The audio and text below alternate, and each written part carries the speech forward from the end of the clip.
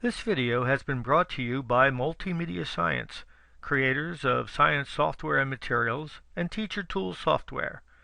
We will be showing you how to create your own science simulations using an authoring tool called Clickteam Fusion, formerly known as Multimedia Fusion.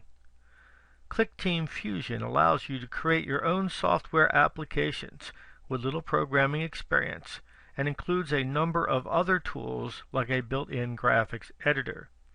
In this video, we will be building a circular motion simulation that can be used for a number of physics applications.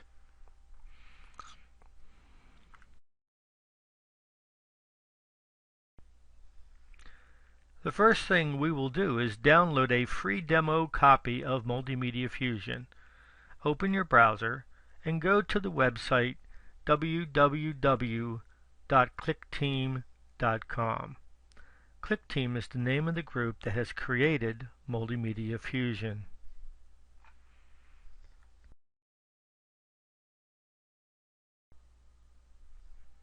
Move your mouse over Creation Tools and select Clickteam Fusion 2.5 Free Edition. Click on the Download Free Version Now button and then select Run. Continue the video when you have finished installing the software.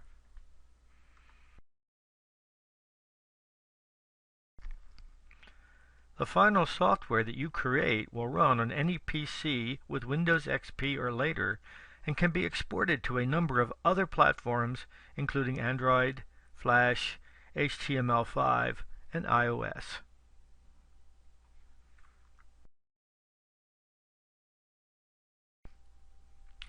Double-click on the Clickteam Fusion 2.5 icon on your desktop.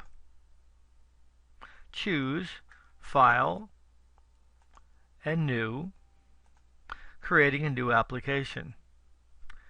Clickteam Fusion is laid out in three parts, which can be accessed from these three buttons. The first is the storyboard editor, where all of your frames are listed in order. The second is the frame editor, where you add objects like graphics and object properties to your frames. And third is the event editor, where you tell the objects in your frame what you want them to do. We will be only using one frame, so we can access that frame by clicking on the one. We are now in the frame editor. Let's add an object from the library. Clickteam Fusion comes with many pre-made graphics, animations, and sounds. Click on the library toolbar, the plus, navigate to Games, Game Objects 2, and drag ball 6 into the frame. The full version of Clickteam Fusion has many more pre-made objects. Click on the ball and notice the Properties panel that appears in the lower left corner. First, click on the Properties panel icon that looks like a square with two arrows sticking out for size and position. Notice that the width and height are listed at 32. Click and change those values to 20. This will make the ball smaller.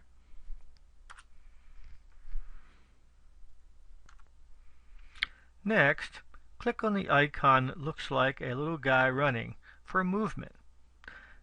Click where it says Static and select Circular under Movement Extensions. Scroll down and you will see the properties of this motion, which is the radius is 50, the center is at an x of 200 and a y of 200. We want the ball to move in a circle, hence circular motion. There are two ways to go about this. Using the circular motion extension is the first and easiest. Let's test out the motion.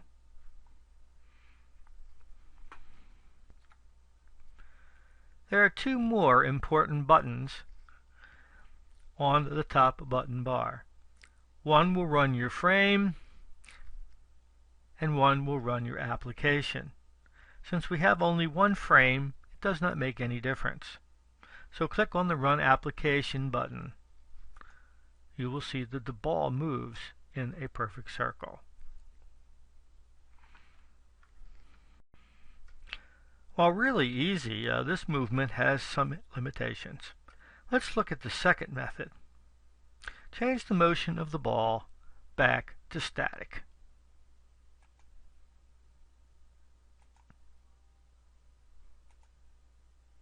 Go up to the Clickteam Fusion menu at the top and click on Insert, choose New Object, and double-click on Counter. Then click inside of the frame to place the counter. Right-click on the counter and choose Rename, and rename the counter Angle.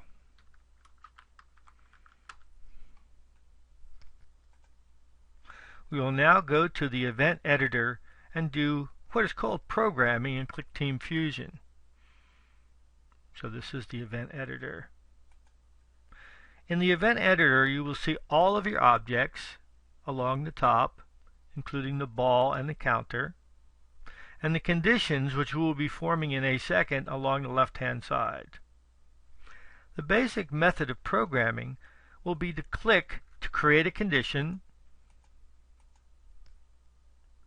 move across from that condition under one of the objects, and then click to create an event.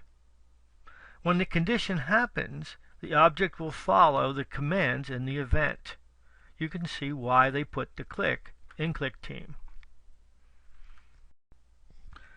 We will want to be able to start and stop the ball going in a circle. So go to the Insert button, click and select Group of Events. Let's make the title Start and Stop. Also, make sure you click off the Active When Frame Starts. That way the ball won't move until we want it to. Click on the new condition under the Start and Stop group. Click on the Special Conditions. This looks like a set of gears, and choose Always. This condition means to continue to do something every 0.02 seconds. Then across from this condition, and under the counter, right-click, select Add to Counter, and type 1. Let's click on the Run Application button and see what happens. Nothing. Well, the group is not running because we turned it off. Go back to the frame editor. Insert a button and click inside of the frame.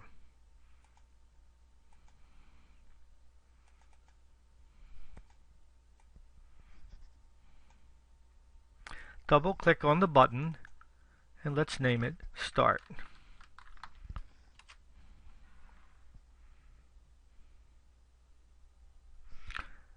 Right-click and choose Rename and name the button Start.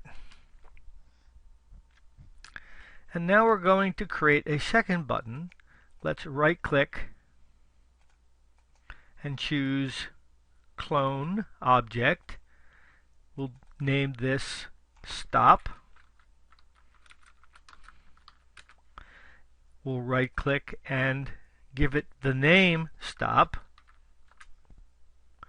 Now notice that when we did it, we cloned and we did not copy. A copy would mean that the button would be identical, which means that if we change the name of one, it would change the name of the other, and that's not what we wanted. Okay, let's go back to the event editor. Let's click on a new condition and make sure that this is on the outside of the start and stop group. Choose the Start button and choose Button Clicked.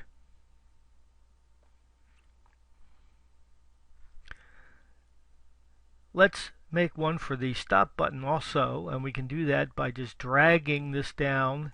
This is a nice easy way to copy a condition, and this was the start. We'll double click the button and we'll replace it with the Stop button. Now across from the Click the Start button and under the Special Events, right-click, Group of Events, Activate. We only have one event or one group of events, so we can choose that. We'll do the same thing for the Stop button, group of events, except now we want to deactivate it.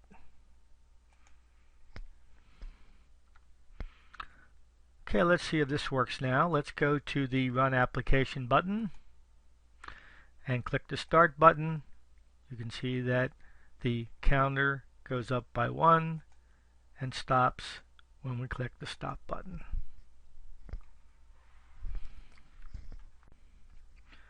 Now, let's get the ball rolling, so to speak. Across from the Always condition and under the ball, right-click and choose Position, set X coordinate, and here we are going to input the equation for a circle. Click on the cosine button, and then click on the angle counter and select current value. Then we're going to multiply, times, or asterisk. Whoops, wrong place. Want to make sure that that is after. So that's times 100 plus 200. So it's basically saying that the position will be 200 and the radius will be 100. Okay. Now we're going to do the same thing for the ball, only now we're going to do the y coordinate, and we're going to choose sine of the angle, the current value, that times 100 plus 200. And now we can run the application, and we'll see that the ball is going in a circle.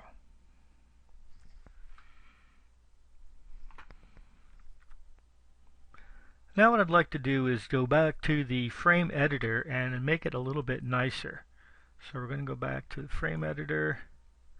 Let's click on frame 1 in the workspace toolbar. So right here it says frame 1. And notice that the frame also has a property box. So there are things about each frame that we can change. Click on the check mark for the basic properties of the frame. Let's click on the background color. I would typically pick some kind of a light blue or light gray, whatever you like. If you want more colors, you can click on Other, and then you have a lot more choices. Let's insert a string object, which is basically text. So we'll go back to Insert, New Object, String, double click, Insert in the frame. When you click on the text icon, you can see that there are again properties, and the text, which looks like a big letter A, and we're going to click, typically comes up as Tahoma. I like to stick with Arial because it's pretty much universally found on all types of machines. I'm going to pick bold, and let's maybe pick 18. Let's make the color a nice dark blue, and you may have to resize it so that you can see all of the text, whatever it may be.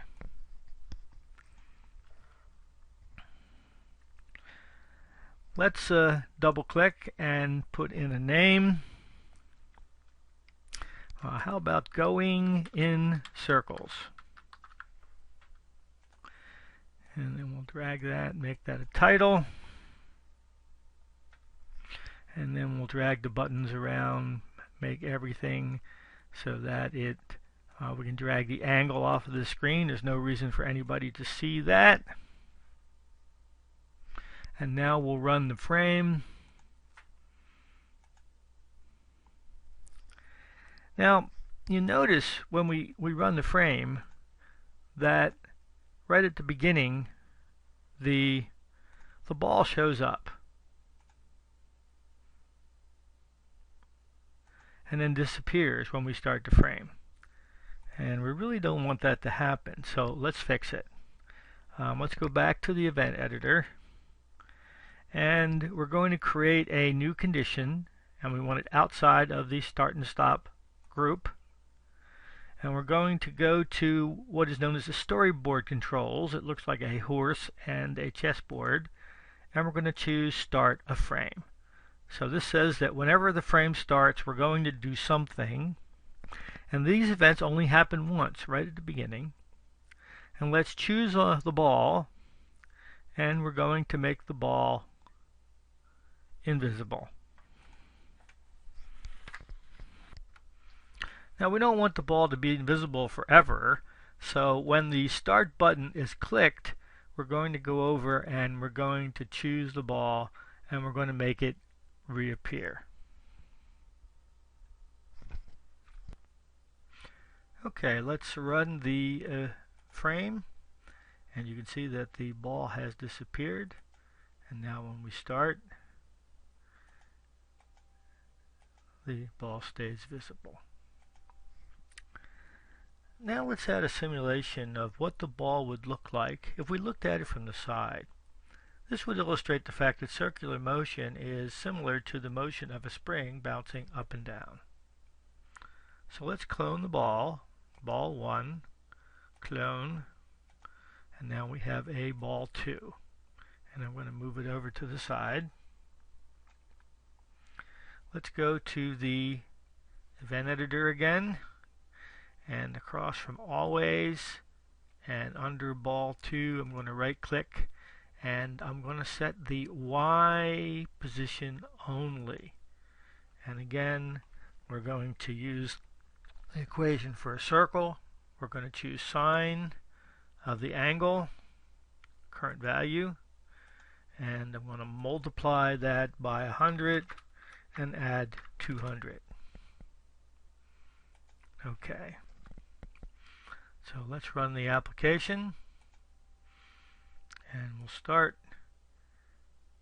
and you can see we have exactly what we want. We have one ball going in a circle, and we have the other ball showing the side motion. Again, if you notice, we've got the one ball being visible when we don't want it to be. So across from the start of frame, I'm going to make that invisible. Now the objects are the same. These are both, as it turns out, active objects. We can just drag the events over. So that makes that visible, and that makes that invisible. And if we run it, we get exactly what we want.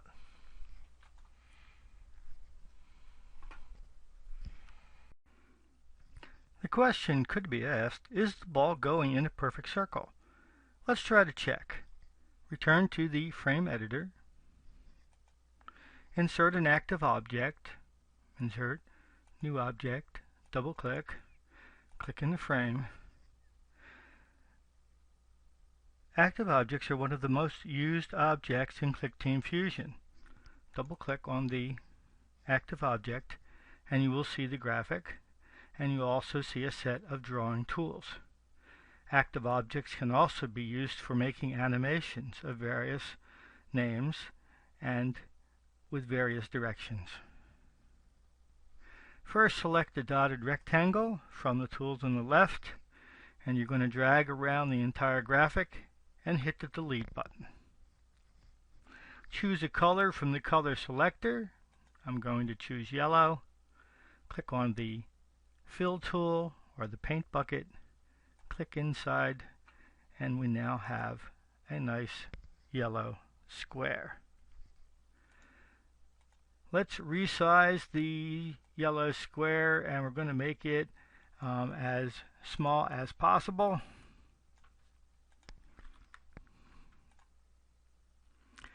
And we're now going to go back to the event editor.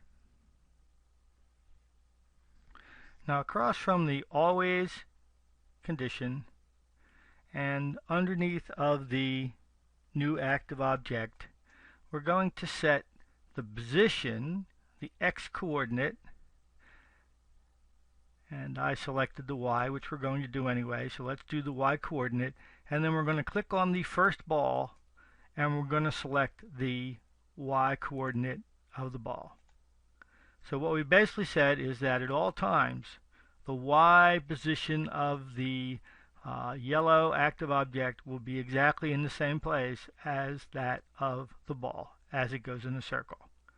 And then we're going to go back, we're going to do the same thing again, position, only this time we're going to click on the x coordinate.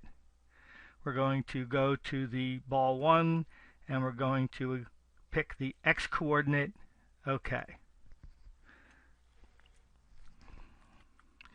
Now we don't really want to see the yellow object, so at the start of frame we're going to take the yellow object and we're going to make it invisible. Now it turns out there's a sneaky way for us to use this little white yellow square to draw. So we're going to go to the always, we're going to go to the yellow square, we're going to right click, choose animation, and paste image into the background. OK. So let's run the application and see what we get. And you can see that we now are pasting the active object in, and we can see that indeed we are getting a perfect circle. There are many more things that you could do on this simulation. Let's go back to the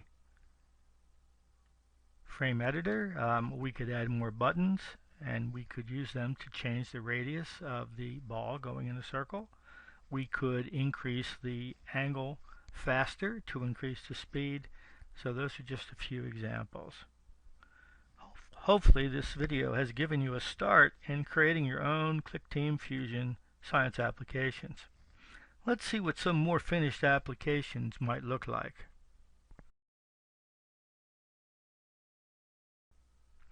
This is the Multimedia Science Circular Motion Lab. It's a software simulation that allows students to change the variables of mass, radius, and force. The first screen is where they can start the object in motion, our ubiquitous ball, and you can just change the variables to see exactly how those variables will affect the motion of the ball. There's also a timer. The main experiment is very similar, where they can start and find the period by using the clock, and then they can reset, change the variables, so they could do an experiment of period versus mass, period versus radius, and period versus force, and come up with the equation for circular motion.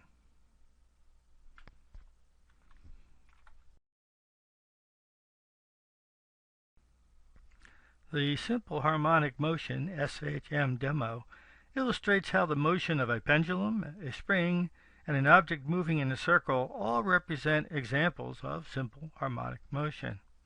They all exhibit the same changes in distance, velocity, acceleration, and period. So we could look at each of these three examples of simple harmonic motion. We can run some simulations showing how the variables change, and then the students are asked to then fill in the answers from looking at those simulations. Of course, the reason we're looking at this is because the circular motion, you can see this is very similar to the application that we just built. Very similar questions and very similar simulation. And you can see there's one more, the pendulum, exactly the same situation, same simulation, same questions, to show that the answers to how the variables change is exactly the same for all three of these objects.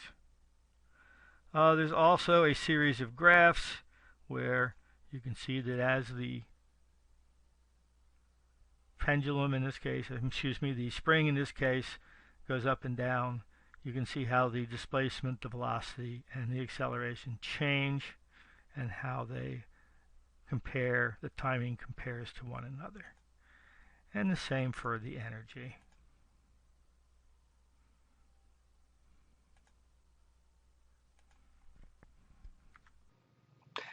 The main website where you can see multimedia science software and other teaching materials is at the Teachers Pay Teachers Multimedia Science Store. Here is the URL that you can type to go there.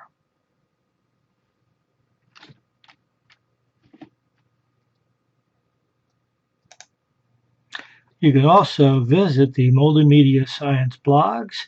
There's a blog on educational science. There's a blog on teacher tools. So feel free to visit the website. There are many interesting links and many interesting articles on science and teaching.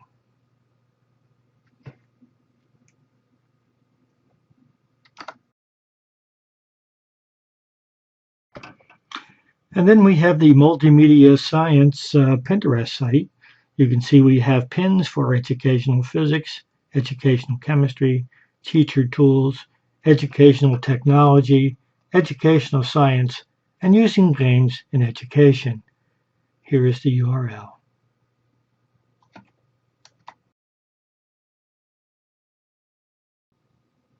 And finally, we have the Multimedia Science website, where you can find more information on the game makers, chemistry, physics, and modules.